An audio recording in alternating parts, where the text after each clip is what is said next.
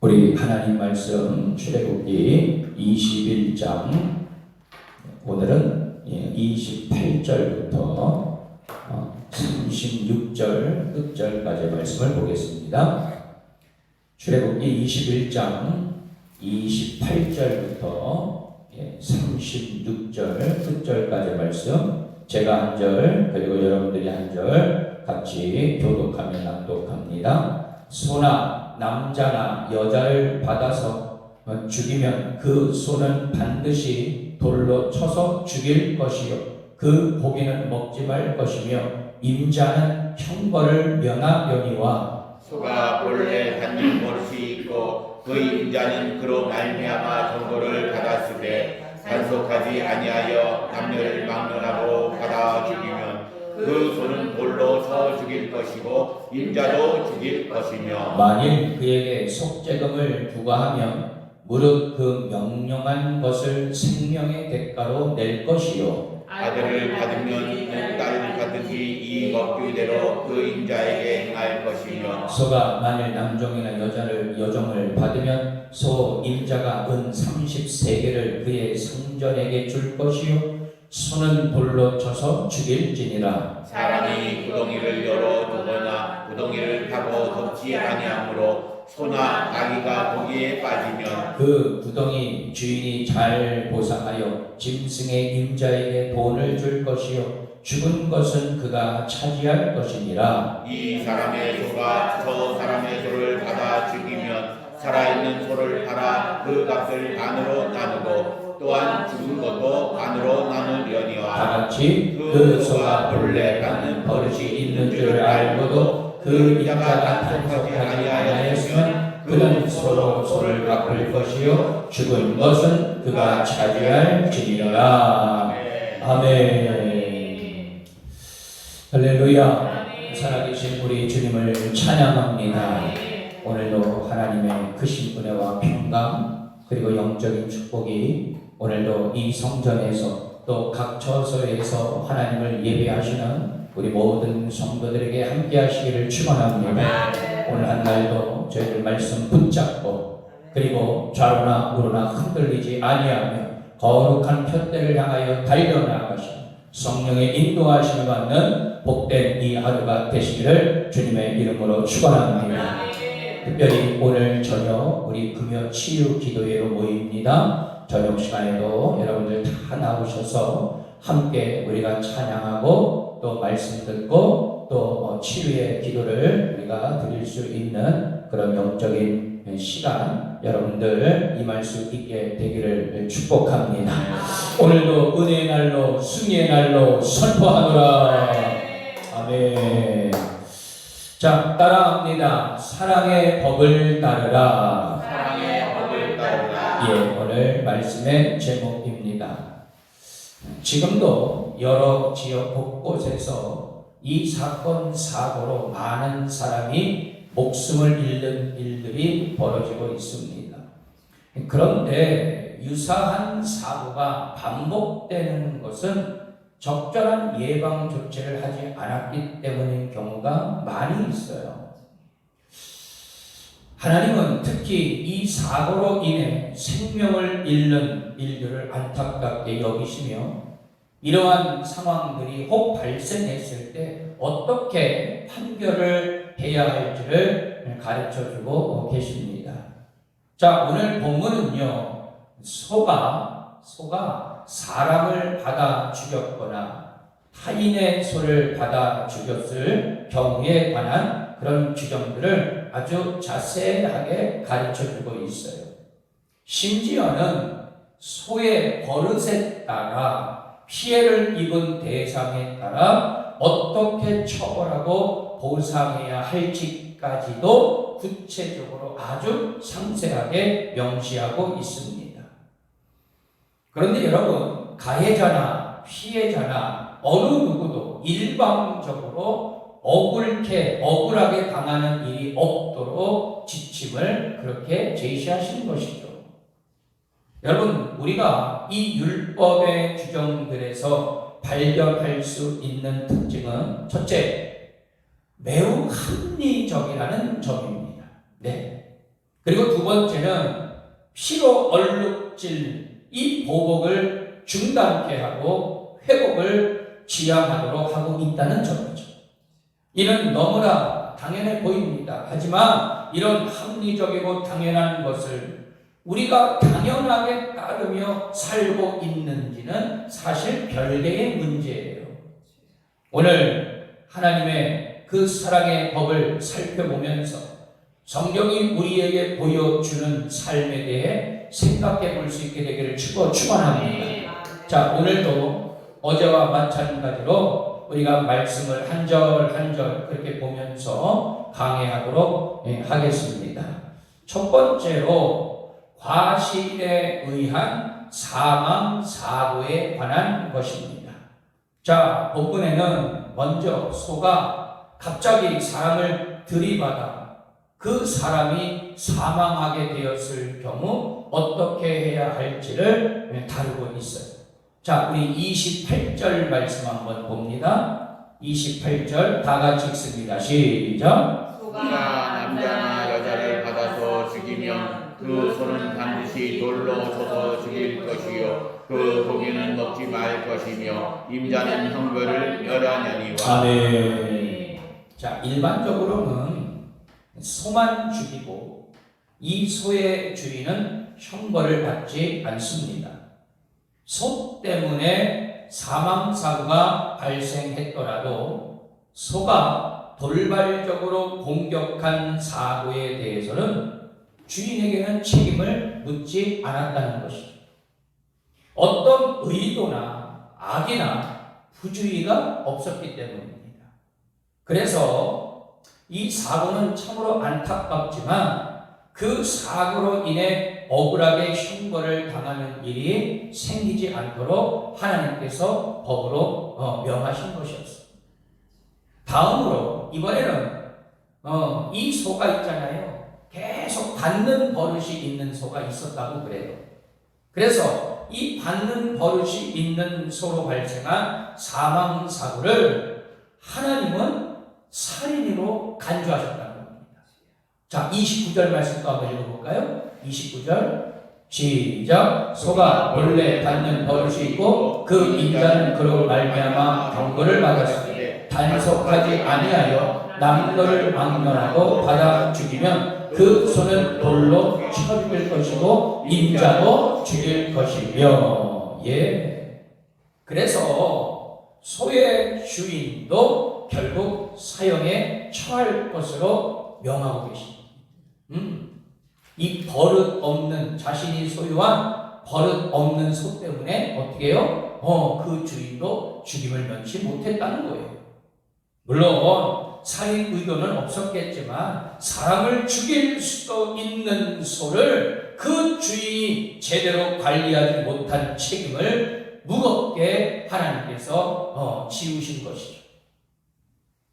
소가 그런 것이라고 자신은 잘못이 없다고 소위 발뺌할 수도 있었기 때문이었습니다. 그런데 여러분, 우리에게도 이런 소처럼 제대로 내 자신을 통제하지 않으면 여러분 내 자신 또한 죄와 실패로 이끌게 될 수밖에 없다는 것을 우리가 깨달아요. 네? 여러분, 우리 인간의 마음, 인간의 본성은 여러분 죄성을 가지고 태어난 자들. 여러분, 그래서 우리는 늘 내 마음을 다스리는데 실패한다면 아주 심각한 지경에 이를 수도 있다는 것을 이 말씀을 통해서 우리를 깨닫게 합니다. 여러분, 잠언 16장 32절 말씀, 노하기를 더디하는 자는 용사보다도 낫고 자기의 마음을 다스리는 자는 성을 빼앗는 자보다 나으니라. 할렐루야.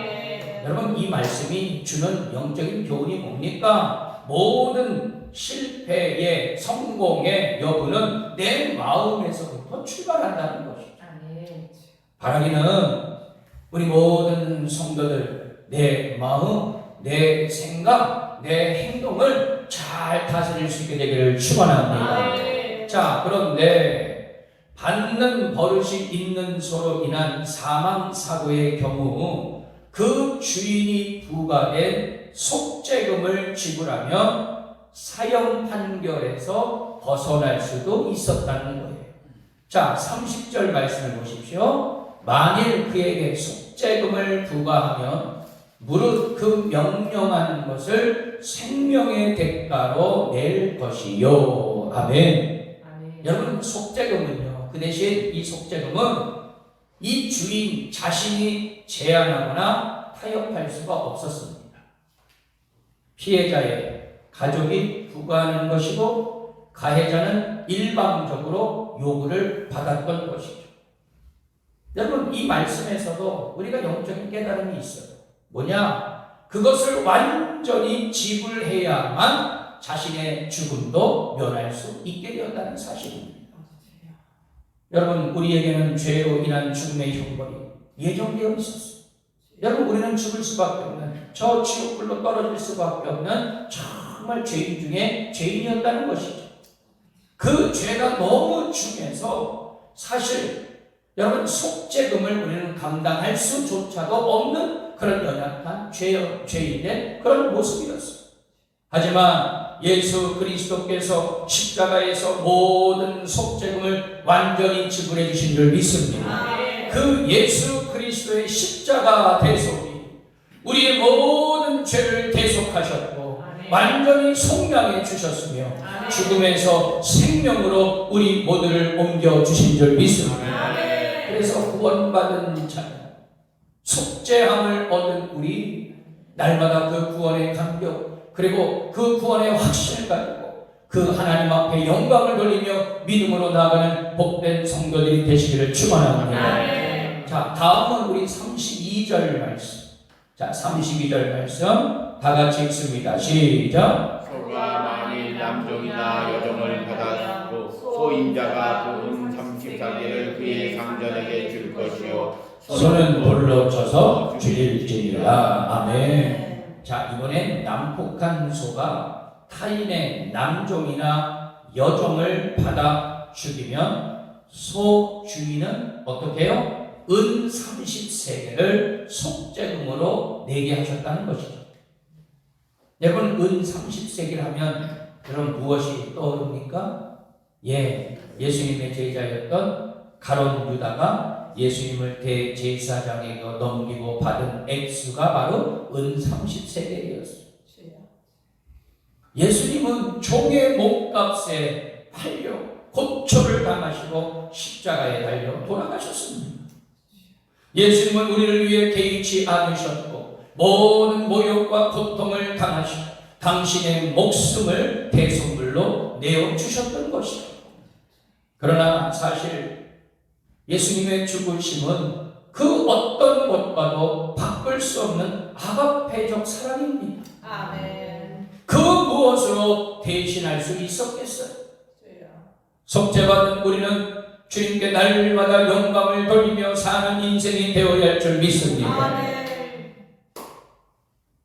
자, 이번에는 두 번째로 과실에 의한 재산 피해에 있었다는 것이죠. 자, 이웃에게 재산 피해를 입힌 경우에는 적절하게 배상해야 했다는 것을 우리가 알 수가 있는데, 자, 우리 33절부터 한번 읽습니다. 자, 33절, 34절 상반절 말씀까지 읽습니다. 시작. 사람이 구덩이를 열어두거나 구덩이를 파고 덮지 아니하므로 소나 나귀가 거기에 빠지면 그 구덩이 주인이 잘 보상하여 짐승의 임자에게 돈을 줄 것이요. 아멘. 자, 구덩이에 이웃의 가축이 빠져 죽으면 구덩이 주인이 가축값을 지불해야 했다는 것입니다. 왜 이 구덩이를 파봤는지는 모르겠습니다만 아무튼 여러분 이런 이 규례까지 있었다는 거예요.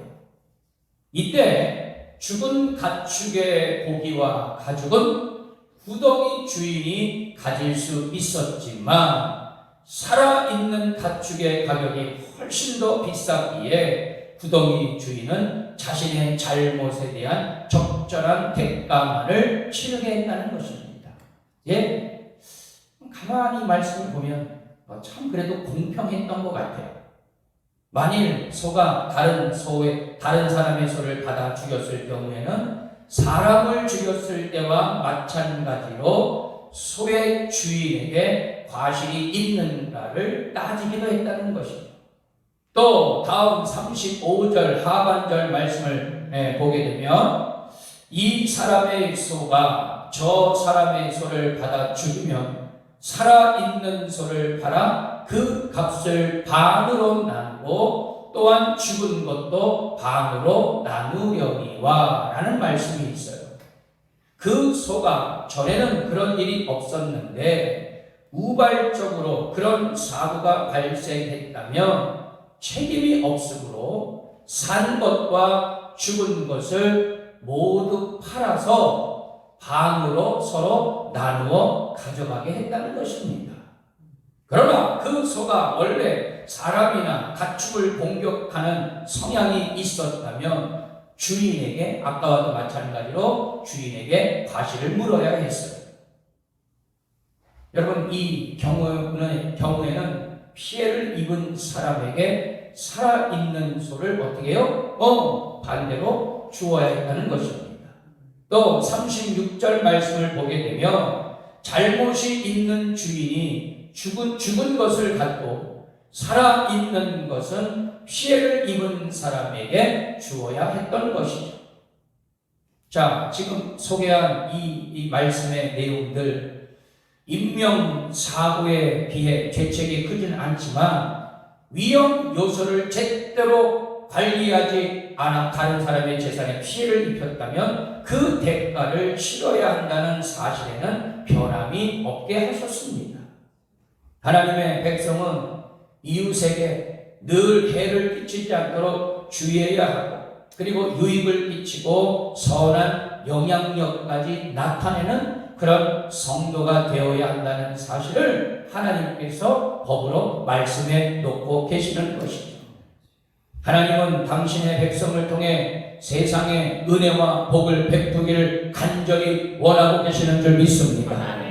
자, 그러면 끝으로 오늘 이 말씀을 통해서 우리가 말씀을 통해서 우리에게 주시는 영적인 깨달음은 그럼 무엇이냐? 첫 번째로 우리는 상대방을 귀하게 여겨야 된다는 거예요. 아멘. 여러분 미필적 보이라는 법적인 용어가 있어요.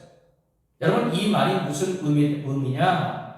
자신의 어떤 행위로 인해서 분명히 범죄 결과가 일어날 것을 알면서도 그 행위를 행하는 심리적인 상태를 바로 미필적 보이라고 그렇게 이야기해요. 그러니까 여러분 이 법의 테두리 안에는 고의성과 과실을 따지게 만드는 겁니다. 무슨 말이냐? 정말 고의성이 있었느냐? 아니면 정말 부주의로 실수로 그랬느냐? 이것 때문에 항상 법적 공방이 일어나는 거예요. 아무튼 이 미필적 고의에 의한 살인은 의도적으로 살인을 한 것과는 조금 다른 차원의 문제를 또한 야기합니다.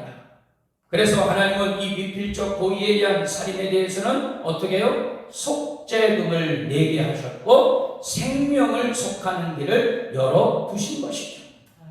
막대한 합의금으로 형벌을 대신하게 했던 것. 여러분 지금도 갖가지 사고로 사람들이 생명을 잃는 안타까운 일들이 끊이지 않고 있습니다. 주변에서 가장 흔하게 일어나는 것, 교통사고 혹은 폭행. 요즘은 있잖아요. 아동학대가 얼마나 심해졌는지 몰라요. 근데 여러분 정말 그 어린아이들 얼마나 여러분 이쁘고 귀엽고 사랑스럽냐 말이죠. 그런데 있잖아요. 그 아동을 학대하고 막 아이들 며칠 동안 밥도 굶게 하고 심지어는 때리고 말이에요. 훈육을 핑계로 해서 자녀들을 무지막지하게 때리는 부모들도 있더라고요. 여러분 이런 사건 사고가 얼마나 우리 주변에서 일어나고 있습니까? 여러분, 중요한 사실은 우리 또한 순간의 실수로 다른 사람의 생명을 상하게 할 수도 있다는 거예요. 우리는 항상 주의해야 돼요. 이것은 고의가 아니더라도 중한 죄임을 인식하고 다른 사람의 생명을 소중하게 여기는 마음으로 우리는 매사에 주의를 기울여야 될 줄 믿습니다. 따라서 우리는 상대방을 귀하게 여기고 상대가 어려움이나 피해를 당하지 않도록 미리 예방하고 특히 영원 사랑의 마음으로 상대를 귀하게 대하는 사랑의 관계를 회복할 수 있게 되리라 믿습니다. 두 번째는 하나님의 뜻을 따라 역지사지의 마음이 있어야 된다는 것이죠. 자신의 잘못으로 누군가 재산상의 손해를 입었다면 적극적으로 보상해 주어야 합니다. 여러분, 우리 믿는 자들은 절대로 이런 말씀 드려서 죄송해요. 여러분, 누구에게 거짓말하고 여러분 누구에게 사기를 쳐서는 안 돼요. 여러분, 절대 그래서는 안 돼요. 특히 우리 믿음의 성도들은 하나님의 뜻을 나타내는 자들로서 예컨대 우리는 항상 역지사지의 마음이 항상 있어야 함을 깨닫게 합니다. 또 여러분, 영적인 관계도 마찬가지예요. 여러분, 목자는 양을 알고 또 양은 목자를 알고, 여러분, 이게 바로 역지사지의 마음 아니겠습니까? 마태복음 7장 12절 말씀, 무엇이든지 남에게 대접을 받고자 하는 대로 너희도 남을 대접하라. 이것이 율법이요 선지자니라. 할렐루야. 여러분, 이게 바로 뭡니까? 황금률의 법칙이에요. 여러분, 내가 섬김을 받으려 하기 위해서는, 대접을 받기 위해서는 그만큼 다른 사람도 우리가 섬기고 그리고 대접해야 돼. 나보다 다른 사람을 더 좋게 여기 귀하게 여길 때에 이런 모든 관계가 온전하게 이루어지게 되는 줄 믿습니다. 성도는 이러한 하나님의 뜻을 따라 타인을 배려할 수 있는 역지사지의 삶을 실천할 수 있게 되기를 축원합니다. 끝으로 사랑의 법을 따르고 실천하는 자들이 되어야 할 것이죠. 아까도 제가 말씀을 드렸어요. 이 미필적 고의라는 말, 사람을 죽게 하거나 재산에 손해를 끼치는 것, 타인을 사랑하지 못한 결과이기도 합니다. 레위기 19장 18절 말씀, 내 이웃 사랑하기를 내 자신과 같이 사랑하라. 여러분, 우리가 나를 사랑하면 다른 사람도 사랑하게 되어 있습니다. 내 존재가 귀한 존재임을 안다면 여러분, 상대방의 존재도 그만큼 더 귀한 존재임을 우린 절대로 잊어서는 안 될 것입니다. 하나님은요, 심지어는 집을 지을 때 반드시 지붕에 난간을 만들어서 사람이 떨어지지 않게 하라고 명하셨어요. 신명기 22장 8절 말씀에 보면 이 말씀이 그대로 기록이 되고 있습니다. 여러분, 무슨 뜻이냐 말이죠. 다른 사람의 실수까지 방지할 안전장치를 반드시 마련하라는 그런 교훈을 주고 있어요. 하나님은 당신의 백성이 일상생활에서 타인에 대한 사랑을 적극적으로 실천하기를 간절히 원하고 계십니다. 여러분, 사랑에는 한계가 없어야 돼요. 이 정도면 충분하지. 난 할 만큼 했어. 여러분, 이런 생각을 갖는 것조차는 여러분, 하나님의 그 아가페의 사랑을 어떻게 우리가 제한하는 것이죠. 여러분, 그것은요, 사랑이 아니라 의무밖에 안 됩니다. 여러분, 하나님의 사랑이야말로 모든 한계를 초월하게 하시고 하나님의 백성은 하나님의 그런 사랑의 법을 따르고 실천하는 복된 자들이 되어야 할 줄 믿습니다.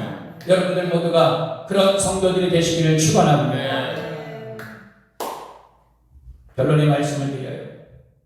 모든 생명은 하나님으로부터 시작이 되고 있습니다.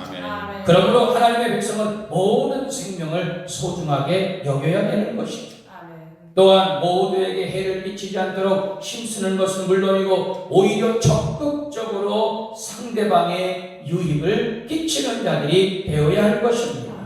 그렇게 할 때 우리를 통해 하나님의 사랑과 의가 나타나리라 믿습니다. 분명 성경의 말씀, 즉 율법의 규정과 방향은 우리가 살아가는 세상의 상과는 너무나도 달라요. 우리의 삶은 타인을 회복시키지도 그다지 합리적이도 않습니다. 경쟁과 탐욕과 죄가 가득한 곳에서 다른 사람들과 비슷한 모습으로 살아가기 쉽습니다. 그래서 오늘 말씀이 우리에게 더욱더 그 말씀이 와 닿는 거예요. 예수 그리스도로 인해 회복된 우리는 세상을 반드시 회복시키는 자들이 되어야 할 줄 믿습니다. 하나님을 사랑하면 이웃을 사랑함으로 성취돼요. 성도는 내 자신뿐만이 아니라 이웃의 안전과 행복 그리고 영혼을 지키기 위해서 늘 관심과 노력을 아끼지 않으므로 하나님의 그 사랑의 법을 이루는 그런 복된 성도가 되어야 할 줄 믿습니다. 우리 선교대명교회 모든 성도들 하나님의 사랑의 법을 잘 따르고 실천하여 하나님의 큰 복을 받아 누리시는 우리 모든 성도들이 되시기를 주님의 이름으로 축원합니다.